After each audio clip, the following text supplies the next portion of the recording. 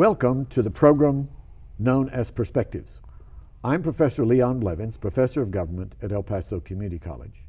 Now, I don't look like a professor at Community College today. I'm dressed as a man named John Reed, who was a journalist from New York City that went into Mexico during what we think of here on the border as the Mexican Revolution, especially the period from 1910 until 1920.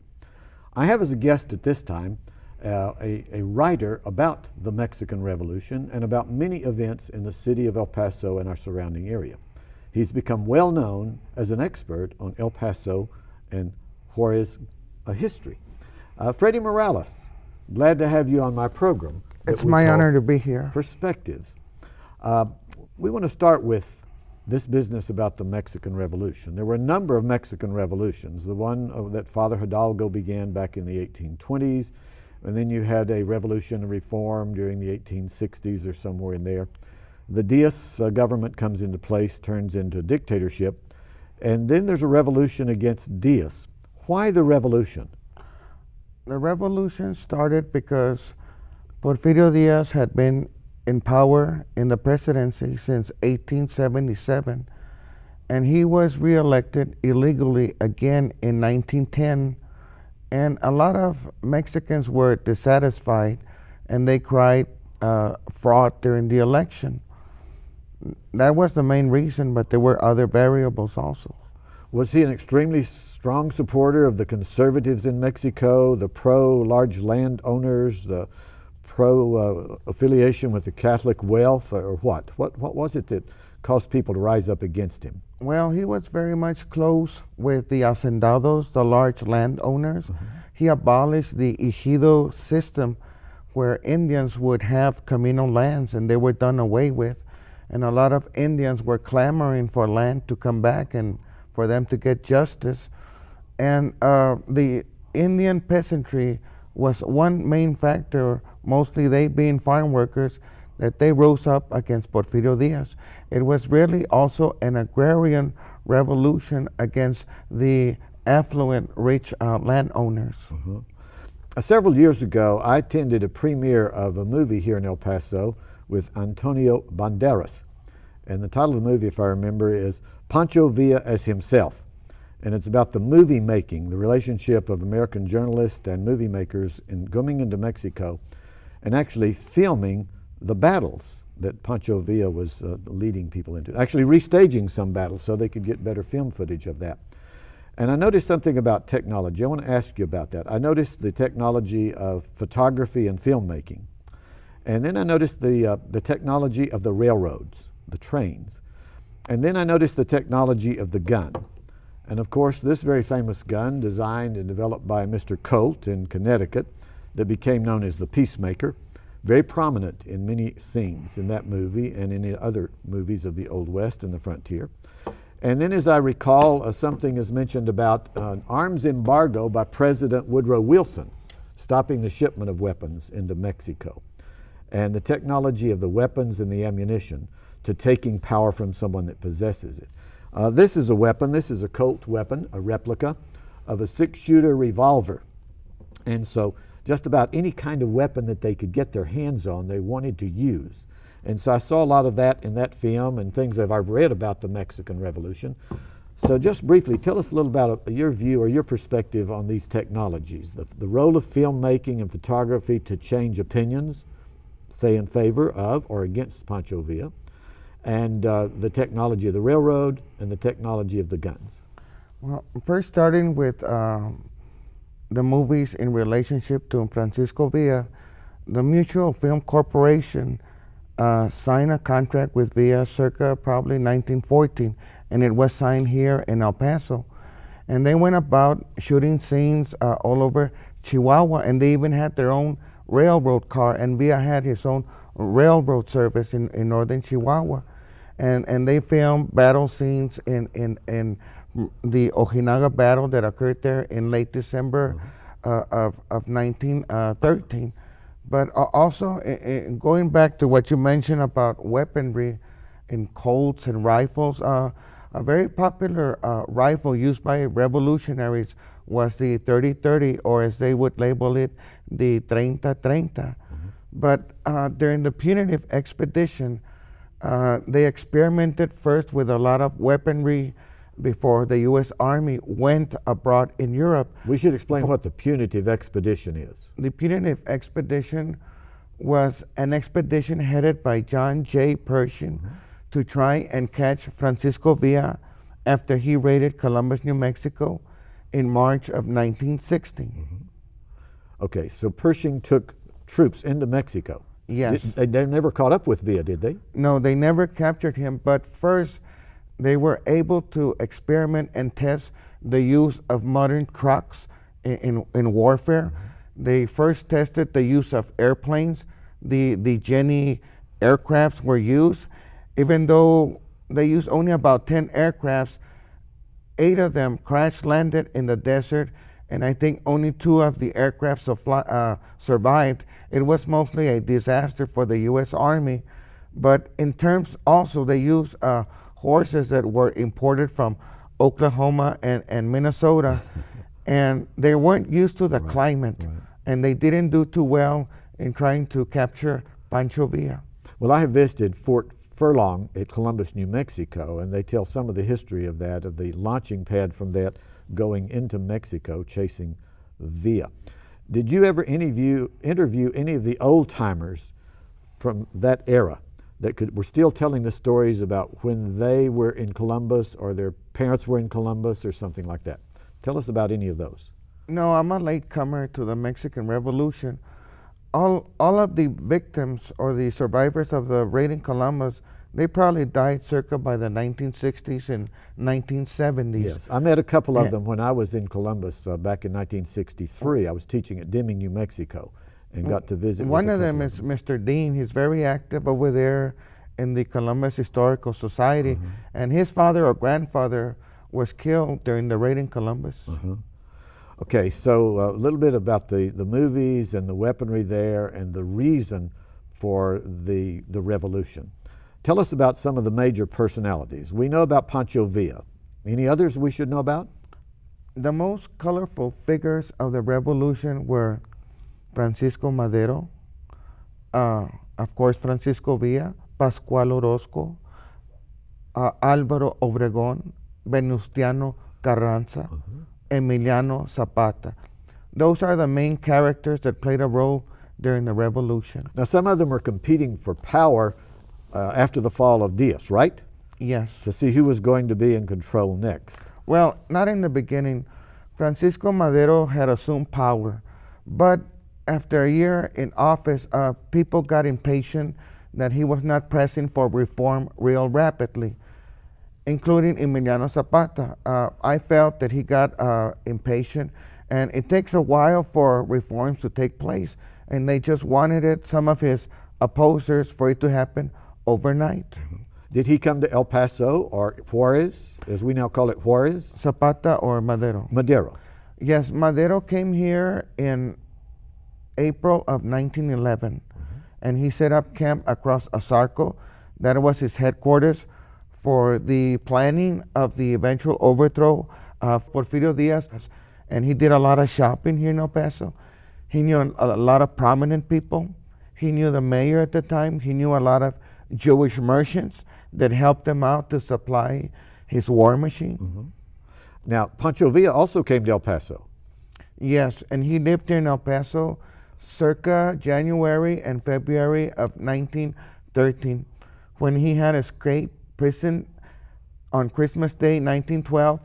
He arrived here in El Paso, and he checked into the Roma Hotel on El Paso Street, and from there he moved to a residence at 510 Prospect in Sunset Heights. Now, just recently I attended the previewing of, actually the initial showing of the Jackson Polk production about a walk to the historical markers downtown El Paso. You and Leon Metz walked us through some of those. Which ones would you say to someone watching this program they specifically should really go see? Well, the bulk of a lot of the Mexican Revolution in El Paso happened in downtown El Paso, and especially on El Paso Street. On El Paso Street, we had the Sheldon Paints Arm Company, Heyman Krupp Company, and others dealing in selling war materials to both the rebels and the Federals. And they sold by the trainloads, by the millions of dollars. A lot of merchants downtown became wealthy during that era. And on El Paso Street, you also had where Villa lived on Roma Street, and you also had a lot of buildings where a lot of people were quartered. There were places where even exiles and war correspondents and insurrectos, etc., would gather on El Paso Street to plan for the overthrow of Porfirio Diaz or later others that would gain power. Okay, now where does Huerta come into this? So Mr. Huerta claimed to be president at one point, and he's buried in Evergreen Cemetery, right? Yes. Where did he come into this story? Well, Huerta had to flee exile from Mexico, and he came back and he entered the U.S. along the East Coast, and he ended up coming all the way here to El Paso. But before he got to El Paso, he was intercepted at Newman, New Mexico, close to the state line, along with Pascual Orozco, another revolutionary. And for violation of neutrality laws, they were arrested, and they were placed under house arrest, and they had to go to hearings at the federal courthouse. Okay. Do you want to tell us how any of these died? Were some of them assassinated by their enemies? Well, Huerta died of natural causes, sclerosis of the liver. He died at his home on Yandell Street before it was called Boulevard in Sunset Heights. Before he died, Mayor Tom Lee, who was a very close associate of him, prepared his will, and he even went with his family members to select his coffin, which eventually later they placed him in a vault at Concordia Cemetery. Pascual Orozco earlier had been killed someplace between Van Horn and Sierra Blanca by cowboys, Texas Rangers, military officers. When he had escaped house arrest with several other followers, they apprehended him and they killed him. And then they dragged him around from a horse like a dead dog for a whole mile around this ranch in the Green River Canyon area or something like that. And after that, a photographer pulled up his head and took a picture of his dead corpse. When the body was later returned to El Paso, it created a mob scene. Over 1,000 people gathered in El Paso to come wait for his dead body. But American officials or police officials stopped the train before it came to El Paso, and they lowered the body in a car, and that prevented a riot from occurring.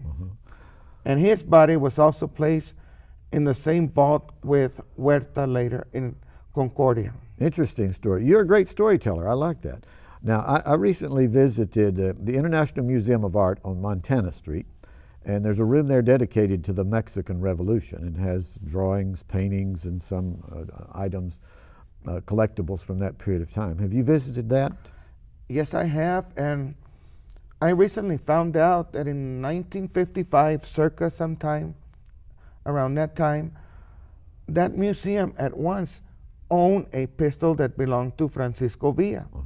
But somebody broke into the facility and stole the pistol. But that meeting room, or that room that depicts the revolution history, is very colorful and beautiful, and it has a lot of old photographs in it, and Bill Rackesee had a big part in setting that exhibition. And I would recommend the public to attend and check it out. Right. Well, I found it fascinating, really fascinating. Now tell us about the battles, the key battles in that particular revolutionary period that you write about. We know we have the Battle of Juarez. Tell us about that, and then any other battle that you think would be of significance that we should know about.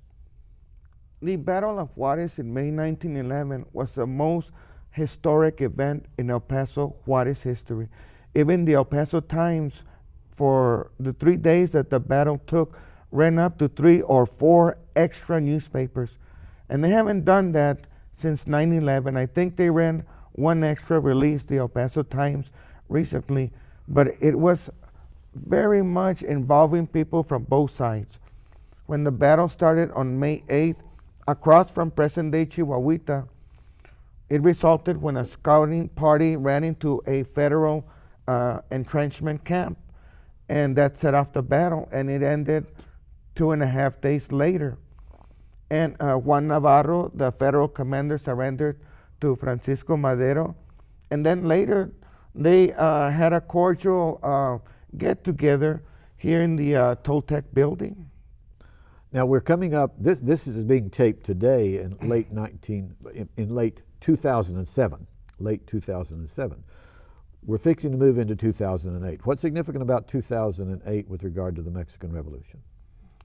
Well, we'll be 2 years before the 100th anniversary when Francisco Madero made the call for the revolution to begin on November 20th, 1910.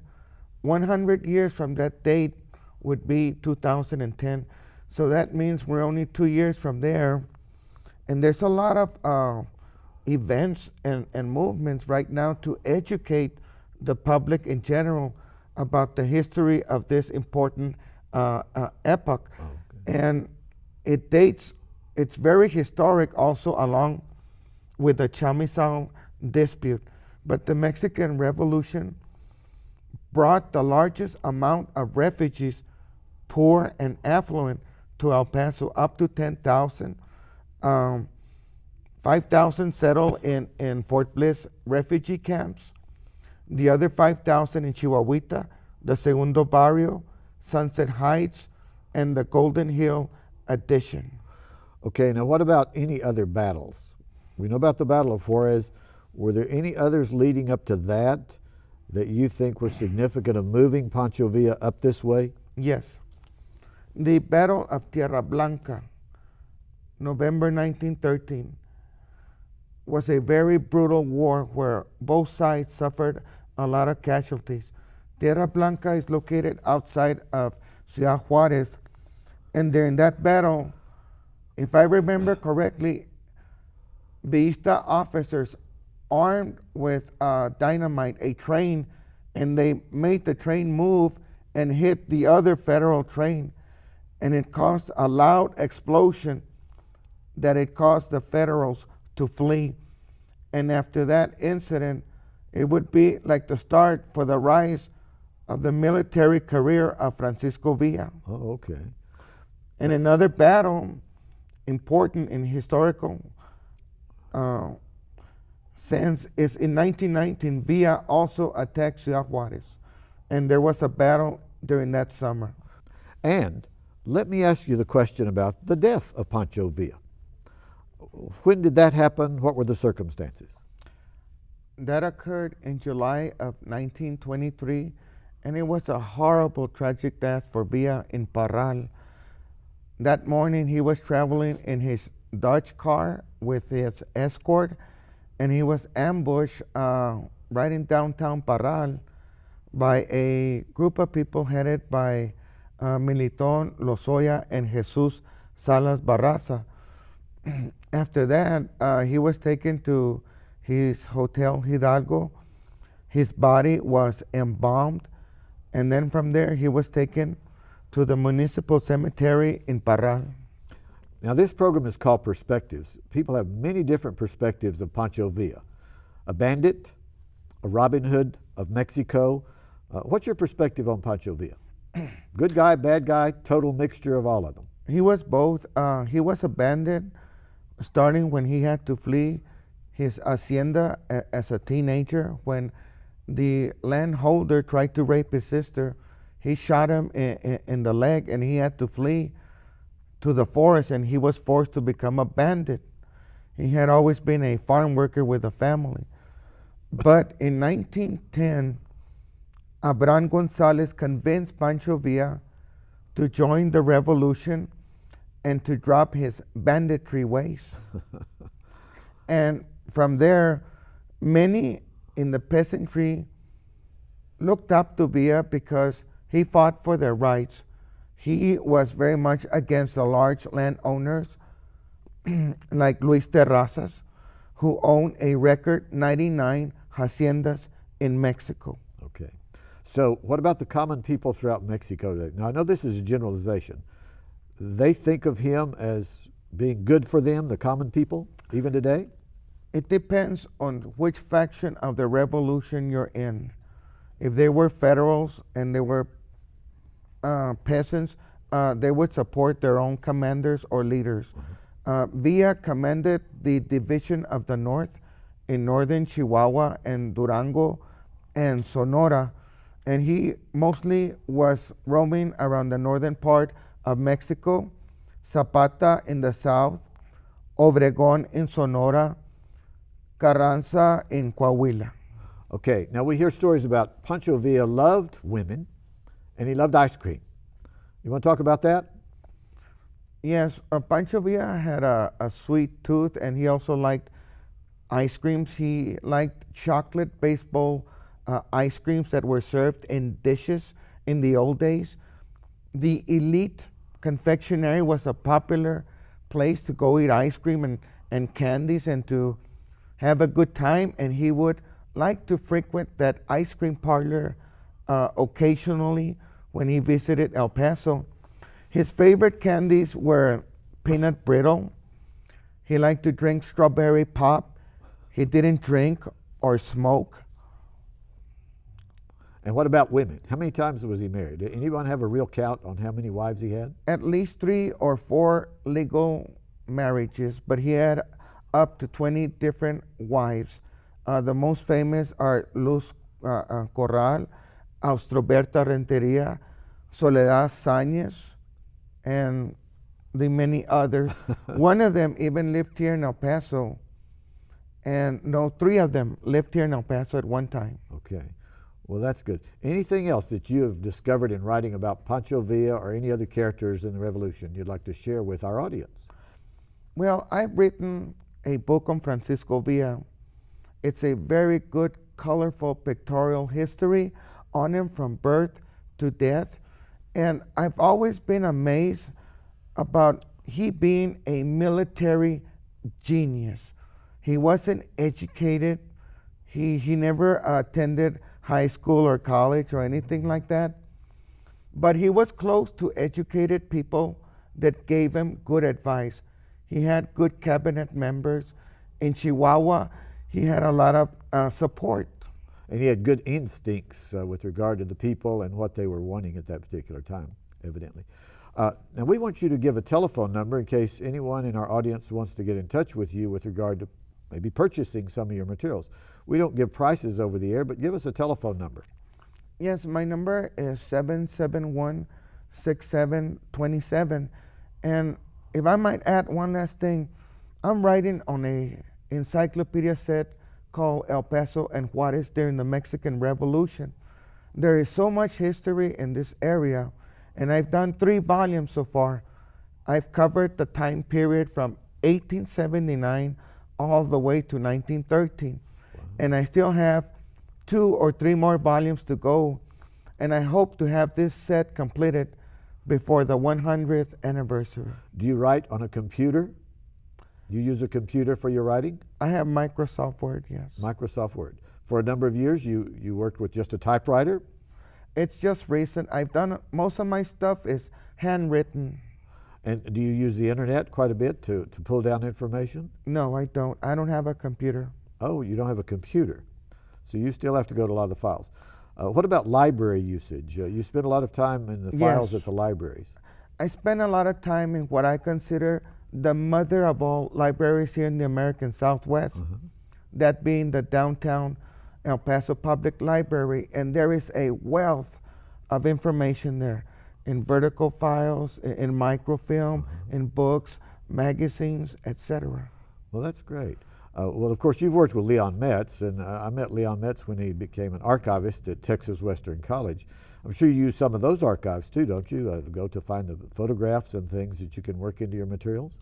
No, even though I'm a UTEP graduate, I rarely go to UTEP. I'm in love with the downtown library, and they have more information. And I have my own collection of photographs and postcards and newspaper clippings, and I'm content with them. How did you acquire your collection? I've spent at least 3 decades collecting. First, I started with Juarez materials, and then El Paso materials in the 1990s. But I met a collector named James Dickens, who supplied me with a lot of photographs, especially augment photographs. Do you spend some time in Juarez and some of this research and going through library materials there at all? No library materials or libraries over there, but I do my own independent research. Right now, I'm specializing in Juarez cemeteries. I'm researching the Tepeyac Cemetery, the Municipal Cemetery, the Panteón de San José, and Jardines Eternos. Well, that's good to know because it's a matter of research. You are historians, so you're going to whatever sources you can find at that point. Okay, tell us about your future project beside the encyclopedia. Well, I've just completed a new book on the history of South El Paso Street. And my next book, which I hope to complete next year, it's been a book that I've been wanting to finish for a long time and means a lot to me. And it's called The History of Evergreen Cemetery. Oh, that's good. And to me, that's the most historical cemetery in El Paso. And incidentally, it's the most historical in reference or in relevance to the Mexican Revolution in the whole country. Amazing. That really is amazing. Let me ask you then, when someone calls you and they say, where can I go purchase these materials, these books that you've written? Are they in bookstores or are they simply at your house? How do they get the materials? Well, I only print a certain amount of books. I just want to get my money back. But basically what I do, I deliver the books to their homes or their business. It's a labor of love then. Yes, I have a passion for history, and I'll do anything for that history to get in the hands of anybody in the public. And but are some of these being put in libraries? If I buy some, could I put them in, say, El Paso Community College Library and students would have them available? They're at the El Paso Community College Library campuses, the downtown library, and at the bookery on Socorro Road. Yes, I'm quite familiar. I purchase items there quite often. Well, it's been wonderful to have you on our program. You are a treasure trove of El Paso history. In fact, Leon Metz compliments you quite frequently, and you just did that walking tour with him downtown. We need to see more of those. And you are part of El Paso history yourself. Freddie Morales, it's great to have you on the program we call Perspectives. We will hope to have other future very interesting guests that can tell us more about El Paso, especially as we move into this period of the Mexican Revolution. Freddie, thanks for being here. It's my pleasure.